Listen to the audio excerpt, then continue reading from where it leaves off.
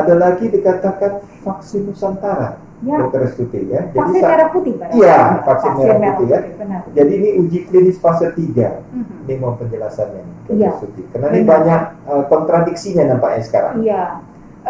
Sebenarnya mungkin bukan kontradiksi, informasi yang belum tersampaikan begitu ya. Secara lebih luas. Ya. Kalau ini benar, saya setuju ini introspeksi internal untuk Satgas nasional, COVID nasional, Satgas penanganan COVID-19 yang pusat ya, nasional tentunya Kementerian Kesehatan, Kemenristek. Gaungnya kurang gitu ya, harusnya lebih diinikan lagi. Jadi vaksin yang kita pakai sampai dengan saat ini mau merek apapun itu, baik yang 2 yang sudah ada di Indonesia maupun yang sudah firm order ya, firm order sudah MOU-an, kita tinggal nunggu kapan datangnya, Prof.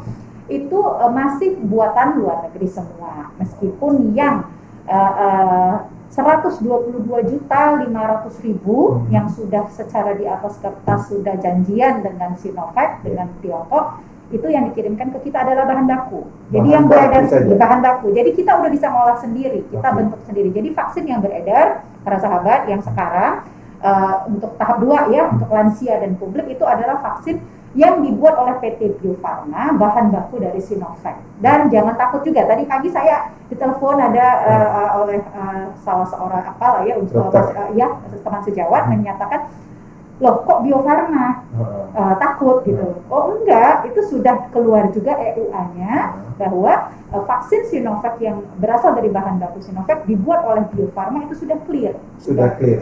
Itulah yang beredar sekarang. Justru itu harus kita apresiasi, itu namanya alih teknologi. Kita tidak hanya mengimpor saja, kita juga punya. Tapi yang vaksin merah putih ini, Prof, bukan yang itu. Kalau itu kan kita dapat bahan baku, kita rangkai nih, kan gitu. Ibarat kata mobil, ya kan, pabriknya di sini, mereknya maaf siapa, nggak boleh bilang merek gitu ya, itu sama. Nah, tapi kalau yang ini tidak seperti itu. Ada 6 lembaga. Ada contohnya, ada lembaga Eijkman, ada Universitas Indonesia, ada Universitas Pajajaran, Universitas Airlangga, UGM dan sebagainya. Itu sudah memulai ya dari tahun lalu menginisiasi penelitian vaksin kita, ya, penelitian vaksin kita sendiri, makanya disebut merah putih. Contoh yang paling terdepan itu lembaga Eijkman. Mereka menargetkan itu di bulan Juli 2021, makanya Prof tadi bilang, oh ya sudah masuk fase 3 klinis gitu ya, sudah mau target bahwa seed atau bibit vaksin itu sudah diproduksi mereka. Yang produksi nanti siapa? Tetap Bio Farma, BUMN-nya kita. Dan gimana hubungannya dengan Sinovac nanti? No problem. Jadi kan vaksin boleh merek apa saja, asal pokoknya juga berjalan. Iya, asal tadi memenuhi standar. Nanti kita cerita di EUA apa aja standarnya kan begitu. Ya, jadi Dr. Restuti, ini ada vaksin Sinovac ini kan halal menurut Boy ya, dan mendapat EUA yang tadi bilangnya dari Badan POM. Nah, ini mohon penjelasannya nih. Iya, baik. Pertama mungkin dari yang BPOM dulu ya, BPOM. Sama BPOM itu Badan Pengawas Obat dan Makanan di Amerika, namanya FDA. Yang menaunginya juga mereka mengambil ketentuan-ketentuan dari WHO. Kita patuhkan sama WHO ya, Badan Kesehatan Dunia. Nah, ada 3 secara global. Apa syarat? Ya, syarat sesuatu produk vaksin dapat dikeluarkan izinnya. Izin itu ada izin dalam kondisi normal, ada izin dalam kondisi tak normal, alias kondisi darurat, contohnya pandemi. Pertama, vaksin itu harus berkhasiat. Berkhasiat artinya memang dia bisa mencapai tujuan buat apa vaksin itu. Tujuan vaksin itu yang pertama paling ideal adalah mencegah orang tertular. Itu paling ideal. Meskipun hingga saat ini merek apapun vaksin COVID-19 belum ada yang bisa mencapai tujuan. Ini barangkali yang juga untuk masyarakat harus kita sampaikan supaya tidak terjadi euforia, Prof Kiki. Oh, saya sudah divaksin, berarti saya bisa buka masker gitu ya. Enggak, ya tetap harus protokol kesehatan. Kenapa? Karena tujuannya masih belum tercapai, tujuan paling ideal ini belum bisa. Kok belum bisa sih, Dok? Iya, ini kan darurat. Kurang dari 1 tahun loh tadi. Kurang dari 1 tahun kita sudah bisa membuat vaksin, kan begitu. Tentu dengan segala kelebihan dan kekurangannya. Kekurangannya apa? Vaksin yang sekarang belum mampu untuk mencapai tujuan menghindarkan orang dari tertular. Tapi dia dapat mencapai tujuan kedua. Apa tujuan keduanya? Prof Kiki sudah divaksin tetap bisa tertular tetap. Tapi kalau tertular udah jago nih tentaranya, karena udah kenal, udah dapat vaksin, maka insya Allah Prof tidak akan bergejala. Atau kalaupun bergejala, ringan, sehingga tujuan keduanya menurunkan angka kesakitan dan angka kematian tercapai checklist. Apakah itu termasuk berkhasiat? Ya, termasuk berkhasiat. Nah, Gitu. inilah yang belum Yang mungkin pertama. disosialisasikan, Dok. Kurang Iya. barangkali. Karena Kurang, dari ya, Satuan masih. Gugus Tugas masih vaksinasi untuk lansia, nakes, Mhm. untuk yang demikian-demikian ini kami belum dapat informasinya, Dok. Baru Mungkin ini, kurang ya, kurang saya rasa. Kalau dari pusat saya rasa sudah aman, berkhasiat itu satu. Yang kedua aman. Aman dalam arti kata adalah vaksin ini tidak menimbulkan efek samping yang berat atau angka dalam penelitian uji klinisnya hanya efek samping yang bisa dikendalikan. Ya itu syarat kedua tadi, berkhasiat, kemudian aman dan bermutu. Yang ketiga, bermutu itu ya cara pembuatan vaksin yang baik dan benar ya. Kalau obat itu ada cara pembuatan obat yang baik dan benar, itu juga sudah diperiksa. Ini adalah wewenang BPOM yang sudah dikeluarkannya pada kalau nggak salah awal Januari, awal Januari ya. 2021. Ya, hanya berselang beberapa hari dengan MUI ya, MUI. Kenapa saya mau singgung tadi? Kenapa EUA? Emergency Use of Authorization, izin penggunaan darurat.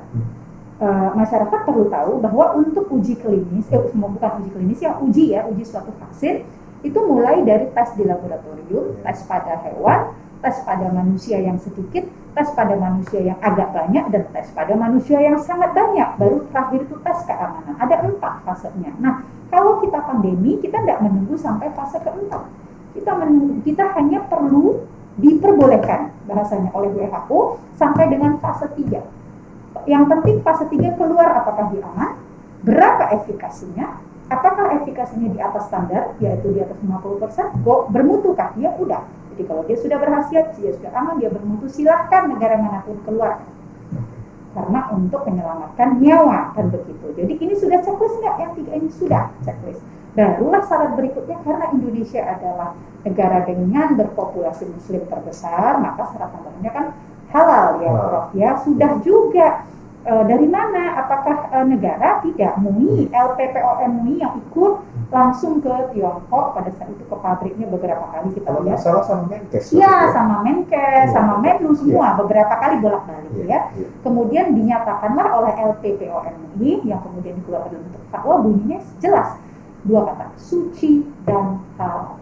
Suci dan halal. Ya, jadi seharusnya Prof izin tidak ada lagi keraguan-raguan gitu ya. Baik dari segi ilmiah, ahlinya, agama juga ahlinya ulama sudah. Oke. Terima kasih ini Dr. Restuti. Dan ini makin menarik ini.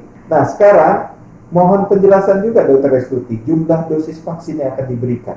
Jumlah artinya berapa kali suntikan? Iya. 2 kali suntikan. 2 kali suntikan. Tetapi yang AstraZeneca itu kan yang 1 kali suntikan adalah Johnson & Johnson. Oh, Johnson & Johnson buatan Johnson. Kenapa bisa beda gitu? Teknologi. Berbeda teknologinya. Nah, sekarang kita punya penyakit komorbid, ada jantung, ada angina, ada pasca prosedur seperti stent, ada stroke, hipertensi, penyakit epilepsi atau DM. Bagaimana juga untuk vaksinasi? Yang ke-9 ini ya. Paling sering mungkin yang paling banyak itu hipertensi. Kita bilang dulu hipertensi. Di awal itu memang pada saat Januari dikeluarkan, batas tekanan darah yang boleh adalah di bawah 140. 140. Per di bawah 90 awalnya. Kemudian dalam perkembangannya di bulan Februari mendekati Maret itu di-upgrade lagi berdasarkan rekomendasi PAPDI, boleh kalau tekanan darah sistoliknya atau atasnya pembilangnya itu di bawah 180 mm air raksa, yang diastolnya atau penyebutnya per di bawah 110 mm air raksa. Itulah definisi terkontrol untuk vaksin. Setelah 3 bulan. Ya, tidak. Pokoknya sebelum vaksin dia tes 180 per 90. Per 110. Oh, per 110. Atasnya di bawah 180, bawahnya di bawah 110. Kalau dia di atas ini apa yang dilakukan, Dok? Kan gitu ya. Maka dia disuruh si pasien yang calon penerima vaksin akan disuruh oleh dokternya untuk menunggu dulu, relax dulu, kemudian diulangi. Kalau 2 sampai 3 kali pengukuran gagal, ataupun Minggu dalam berikut. arti kata ya maka tunda silahkan berkonsultasi ke dokter yang menangani hipertensinya, dioptimalkan pengobatannya, kemudian nanti datang kembali. Itu kalau untuk Itu hipertensi dok. ya. Kalau gula? Kalau gula alias diabetes mellitus ya, awalnya itu disebutkan bahwa batasannya adalah HbA1c, itu awalnya di bawah 7,5% atau itu kalau milimol dia di bawah 58 milimol per liter awalnya, sama kayak tensi tadi. Betul. Pada update dari rekomendasi PAPDI itu Perhimpunan Dokter Spesialis Penyakit Dalam Indonesia, itu juga lebih diperlonggar lagi berdasarkan kajian tentunya, kajian para ahli, boleh apabila tidak sedang mengalami komplikasi akut. Apa contoh komplikasi akut? Hiperglikemia yang sangat tinggi sehingga pasiennya ngantuk atau sehingga pasiennya agak telar-telar, turun tingkat kesadarannya. Itu kan komplikasi akut ya, itu tidak dibenarkan, tetapi ditunda. Tidak dibenarkan untuk diberikan pada saat itu. Ditunda, diberesin dulu komplikasi akutnya sampai clear, silahkan datang kembali. Kemudian asma ya, asma mungkin sejalan juga dengan PPOK, itu penyakit paru obstruktif kronis ya Prof ya. Itu dinyatakan boleh apabila dalam kondisi terkontrol. Asma yang disebut dengan terkontrol kalau berdasarkan GINA ya, Global Initiative on Asthma, itu yang globalnya untuk asma, itu dikatakan terkontrol apabila dalam 4 minggu berturut-turut tidak ada kumat. 4 minggu? Ya, 4 sebulan? Minggu, ya, Okay. 1 bulan tidak ada, berarti dia tidak ada harus pakai terapi UA, tidak ada bengeknya kumat gitu ya, dia stabil dengan hanya pengobatan dia yang biasa, apakah obatnya inhaler yang biasa atau pengobatan lain gitu, itu boleh. Kemudian kalau apalagi tadi penyakit jantung jantung ya? Nah, ya, atau stent misalnya. Iya, penyakit jantung apakah dia penyakit gagal jantung, kemudian penyakit jantung koroner, ataupun orang berpenyakit jantung yang pasca pasang stent atau bahasa awamnya ya ring ya atau balon, ataupun operasi gitu ya, operasi bypass, itu dinyatakan dapat boleh menerima vaksinasi apabila telah stabil. Setelah stabil tidak ada gejala-gejala dalam waktu 3 bulan terakhir gitu ya. Jadi berarti tidak ada sesak nafas, tidak ada kaki bengkak, tidak ada kecapean dalam beraktivitas yang berhubungan dengan jantung, tidak ada gejala nyeri dada. Nah kalau ada gejala nyeri dada atau yang kita sebut dengan angina, berarti dia belum stabil. Harus ditentukan dulu anginanya itu karena apa. Silakan mendapatkan pengobatan dulu, stabilkan dulu, baru datang. Iya, baru datang. Kadang-kadang ada orang hipertensi juga seperti yang kita bilang tadi. Oh iya, ini perlu juga diingetin kali ya. Tidak sesimpel juga. Oke, tensi di bawah 180 per di bawah 110, tapi harus itu hanya dari segi tekanan darahnya. Tapi kita juga harus alert, baik sebagai dokter yang mungkin screening atau keluarga kita atau mungkin kita sendiri. Apakah kita punya hipertensi saja atau ada yang lain? Nah, kalau misalnya hanya hipertensi saja, oke, hanya itu syaratnya. Tapi kalau misalnya karena hipertensinya sudah bengkak jantungnya, masuklah dia ke tadi ketentuan gagal jantung karena hipertensi, maka harus stabil dalam 3 bulan. Atau karena dia plus DM, berarti harus clear syaratnya, baik dari hipertensi maupun dari DM-nya atau sakit gulanya. Gitu kira-kira. Berarti pendengar Budiman yang dari Perdosi Cabang Medan, gak usah takut. Ya. Karena sebelum dilakukan vaksinasi kita sudah ditensi, sudah di riset cek gula darah, itu sudah screening awal sebenarnya. Screening sangat dasar kan dan ditanyain apa ada pilek ada ini, tinggal harus jujur, jangan kalau ada pilek dia bilang enggak pilek, pokoknya aku harus dapat vaksin. Enggak, semua indah pada waktunya, semua ada jatahnya gitu ya. Nah, tapi untuk yang stroke juga boleh kok. Boleh stroke ya? Epilepsi boleh. Stroke boleh, epilepsi dengan catatan ya tidaklah sedang kumat sudah stabil, punya artinya kan riwayat stroke dalam pengobatan, riwayat epilepsi dalam pengobatan selama dia terkontrol boleh. Kenapa? Saya singgung sedikit karena ini tuan rumahnya Perdosi kan. Iya, betul. Nggak cocok ya. Harus disinggung. Penelitian menunjukkan kalau pada epilepsi ada penelitiannya kalau nggak salah itu Inggris ya, yang Betul. saya baca British Inggris, Medical. British ya, Medical Journal. Oh, saya jadi segen nih saya. Berarti ilmu dokter Restuti luas nih. Karena saya teringat kan nggak sopan kalau cuma klik gitu aja, nggak mau lah ya. Jadi kalau untuk epilepsi dinyatakan bahwa orang dengan penyakit epilepsi memiliki resiko yang lebih tinggi dibandingkan dengan yang tidak untuk mendapatkan COVID yang bergejala berat, kan begitu. Meskipun memang dalam penelitian itu tidak dijelaskan apakah yang menyebabkan tingginya atau lebih tingginya resiko itu memang faktor epilepsinya sendiri atau faktor lain yang mengikutinya. Contoh, orang sakit epilepsi kan sering home care, kemudian sering mendapatkan pengobatan, apakah faktor-faktor itu pokoknya lebih tinggi aja dia di penelitian itu. Sementara stroke lebih-lebih lagi gitu ya, ada satu, kalau nggak salah berapa puluh ribu itu sampelnya saya baca, itu jelas bahwa lebih beresiko tinggi untuk mendapatkan COVID. Dan sebaliknya COVID pun bisa menimbulkan gejala yang ekuivalen dengan stroke gitu kan ya? Yeah. Mohon dikoreksi saya Benar. kalau salah. Jadi sebenarnya pada yang stroke itu kan ada istilahnya is converting engine. Yes, benar. Dia kan melengket pada endotel. Benar. Nah, kalau dia ada vaksinasi ini mudah mengalami suatu penggumpalan. Nah, tapi kalau dia keadaannya sudah oke, sudah bagus, nah keadaan-keadaan yang hipertensi yang memicu terjadinya perubahan daripada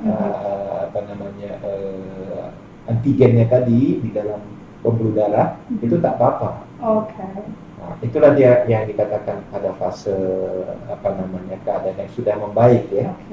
Itu pada stroke. Nah, satu lagi nih, Dokter Restuti. Kalau lansia macam mana ya, Dokter Restuti? Ini kan di atas 60 tahun. Banyak nih bapak mama kita, benar. guru-guru kita, tetangga kita. Aman apa enggak?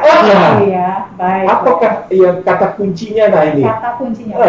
Ada dua kata kuncinya. Yang satu tentu dilihat komorbidnya, sama seperti yang kita cakap-cakapkan tadi. Kalau lolos itu semua, maka aman untuk tahap satu. Tahap duanya screeningnya ada namanya kriteria rapuh, RAPUH atau frail. Frail kan bahasa Inggrisnya rapuh.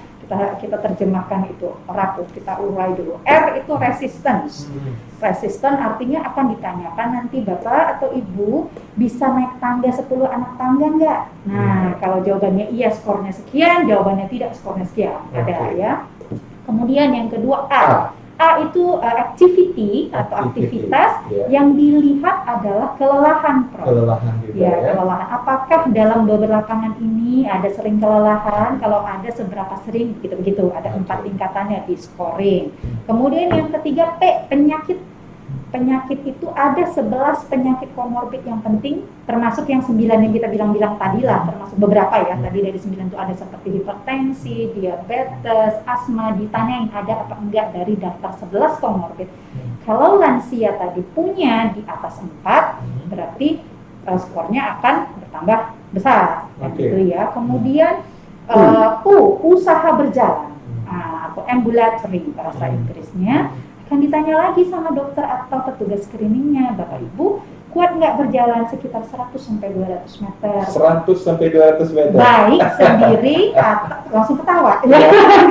Kayaknya nggak pede gitu ya. Tapi ada soalnya ibu saya salah satunya ini lansia ya. Kan itu jadi curhat ya. Kalau 100 meter rasanya berat ya? Ya, tapi dia ada catatannya baik sendiri ataupun dengan bantuan. Nah, mampukah Anda baik sendiri atau dengan bantuan? Bantuan itu berarti contohnya tongkat atau wheelchair atau mungkin dipapah, ada pendamping begitu, itu ada ininya. Kemudian yang H itu hilang berat badan. Hilang berat badan dalam beberapa waktu terakhir ada scoringnya. Nah, kalau semua itu nanti ditotal, skornya di atas 2, di atas 2 ya? Di atas 2 berarti 3 ke atas ya. Nah, itu maka dinyatakan belum layak divaksin. Ya. Itu saja, sudah. Kalau komorbidnya clear, kriteria rapuhnya clear, alias di bawah 2, skornya bismillah.